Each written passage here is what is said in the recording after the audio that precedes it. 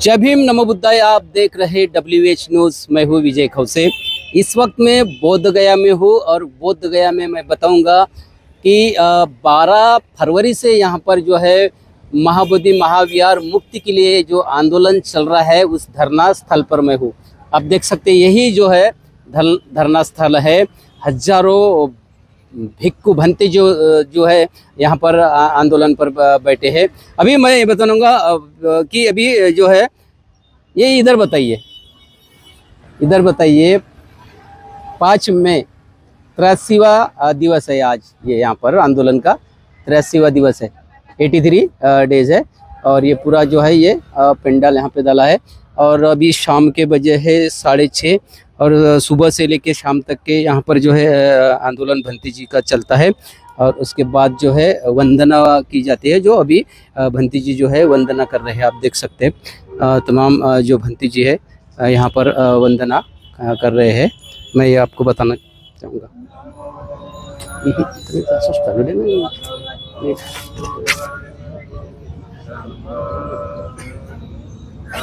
वंदना चल रही है, ठीक है। तो हम भंती जी से भी थोड़ा बात करेंगे। 12 फरवरी से निरंतर जो है महाबोधि महाविहार को मुक्त के लिए जो है यहाँ पर बोध गया में आंदोलन चल रहा है। मैं धरना स्थल पर हूँ।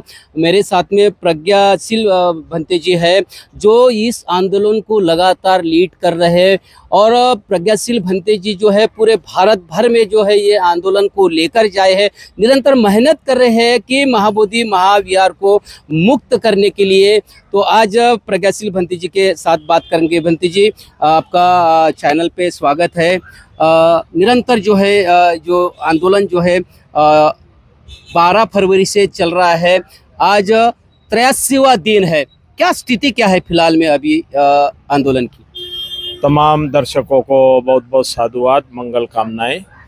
मैं लीड नहीं कर रहा हूं, ये टीम है। ऑल इंडिया बुद्धिस्ट फोरम और ऑल बुद्धिस्ट ऑर्गेनाइजेशन की टीम है।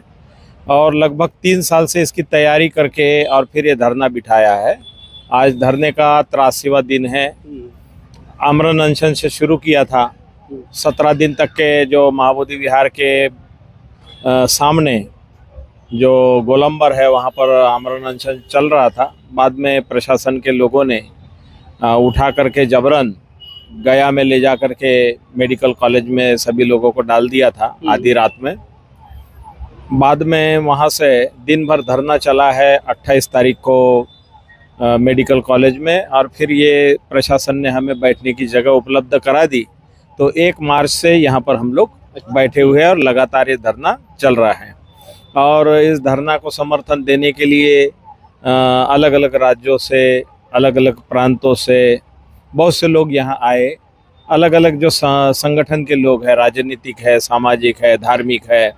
और बोधगया के आसपास के गांवों से भी जो लोग शोषित है, पीड़ित है, दुखी है, वो लोग भी एक धरने से आस लगाए हैं, यहाँ आते हैं और शामिल होते हैं।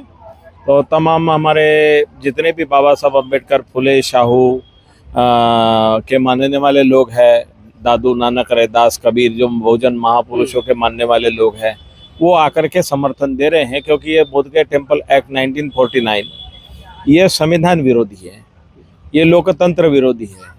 और क्या है कि सभी जगह हम कहते हैं कि भारत का संविधान लागू है। संविधान में लिखा हुआ है कि जात, धर्म, लिंग भेदभाव नहीं किया जाएगा।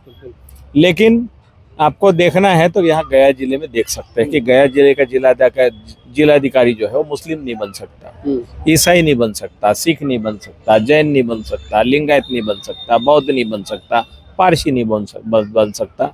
तो भारत के संविधान में जो धर्म स्वतंत्रता जो अधिनियम दिया हुआ है, सभी को धर्म के अपने प्रचार प्रसार की आज़ादी दी हुई है, वो यहाँ पर नहीं है। क्यों नहीं?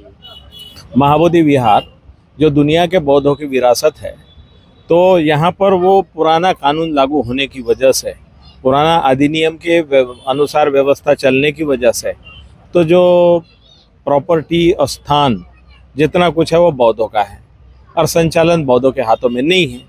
बौद्ध जैसे भी चाहते हैं करने के लिए तो नहीं कर पा रहे हैं। तो इसलिए क्या हुआ कि बहुत प्रयास हुए। अनागारिक धम्मपाल जी के ज़माने में उन्होंने कोशिश की और देश विदेशों में भी उन्होंने इस मूवमेंट को फैलाया, काफ़ी कुछ किया। बंदी सुरेश ससाई जी भी आंदोलन चलाए। बाद में 100 साल के बाद अनागारिक धम्मापाल जी के 100 साल के बाद अनागारिक धम्मापाल जी ने जो 1933 तक के मूवमेंट चलाई थी, उन्होंने जो काम किया था, उसी के कारण बोधगया टेम्पल एक्ट बना। लेकिन संविधान लागू होने से पहले बना, तो उसके तहत वो कमेटी चलते रही। भंते आर्य नागार्जुन सुरेश ससाई जी ने जो है 1991 में बाबा साहब अम्बेडकर सेंटेनरी ईयर में इस आंदोलन को शुरू किया। दादर चैत्य भूमि से रैली वगैरह लेके आए और कई बार इस तरह के टप्पा चलते रहे। 1995 में यहाँ पर 86 दिन तक के धरना चला है बुद्धगया में। तो 86 दिन तक के धरना चला। उस समय में मुख्यमंत्री लालू प्रसाद यादव जी जो थे, उनके समय में आधी भागीदारी, माने 4 हिंदू 4 बौद्ध जो कमेटी में मेंबर रहते हैं, तो उसमें 4 बुद्धिस्ट लोगों को मेंबर बनाया गया था और 4 बड़े गुरु लोगों ने उस समय में मेंबर बन करके, वो भी एक कंडीशन ये था कि लालू जी ने कहा था कि इसको कैसे चलाओगे आगे, इसका सौंदर्यीकरण करना है, यहाँ करप्शन है, यहाँ जो कुछ है उसको अच्छा करके दिखाइए।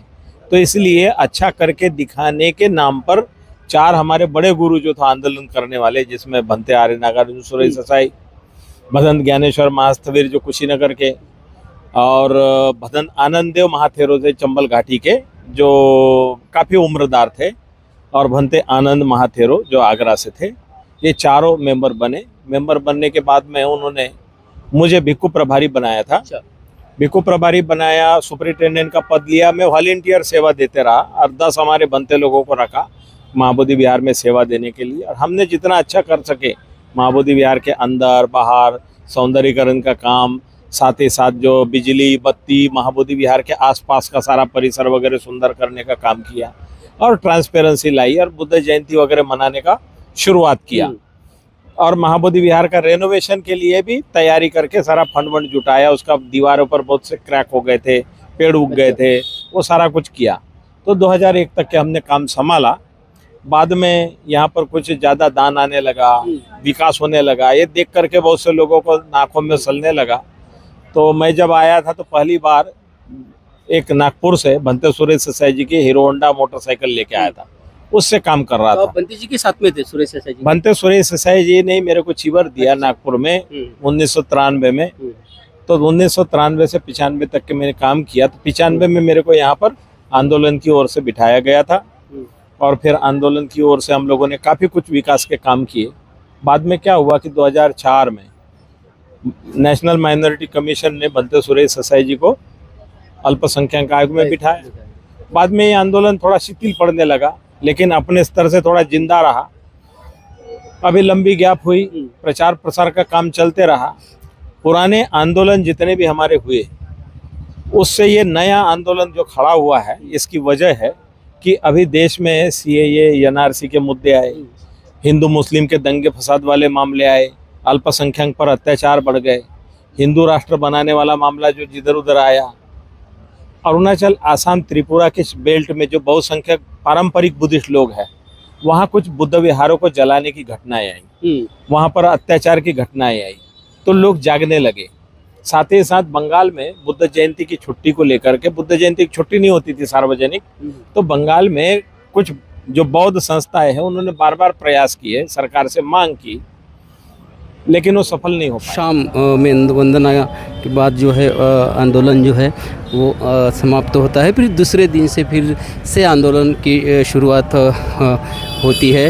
ये लगातार जो है आंदोलन महाबोधि महाविहार मुक्ति के लिए शुरू है और हजारों की संख्या में इस आंदोलन में जो है बौद्ध भिक्खु जो है शामिल हुई है।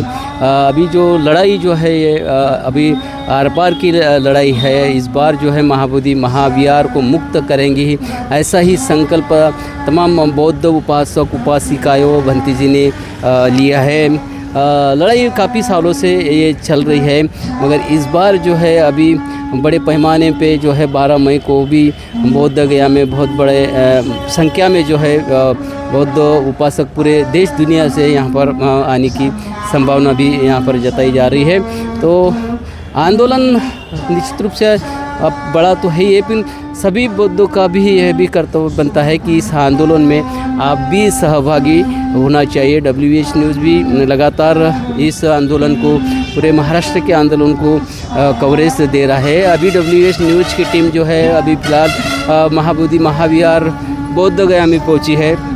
आंदोलन स्थल पे हम यहाँ पर पहुँचे हैं और लगातार जो है यहाँ की खबरें हम देते रहेंगे। तो निश्चित रूप से पूरे दुनिया भर से जो लोग जो है इस आंदोलन में आने वाले हैं। मैं खास करके बताऊंगा ये जो धरना स्थल है महाबोधि महाविहार से जो है करीबन 2 से 3 किलोमीटर यहाँ पर बाहर है। एक रोड पर यहाँ पर सब लोगों को यहाँ पर दिखा दिया। तमाम भंती जी है यहाँ पर लगातार धरना दिए बैठे हैं, आप देख सकते हैं।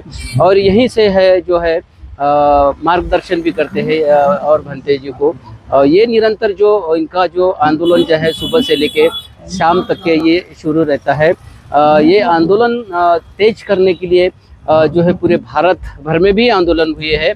उनकी एक ही मांग है कि महाबोधि महाविहार जो है ये मुक्त किया जाए और बौद्ध भिक्षुओं के बौद्ध किताबों में दिया जाए। यही मांग को लेकर है पूरे भारत में जो है ये आंदोलन चल रहा है।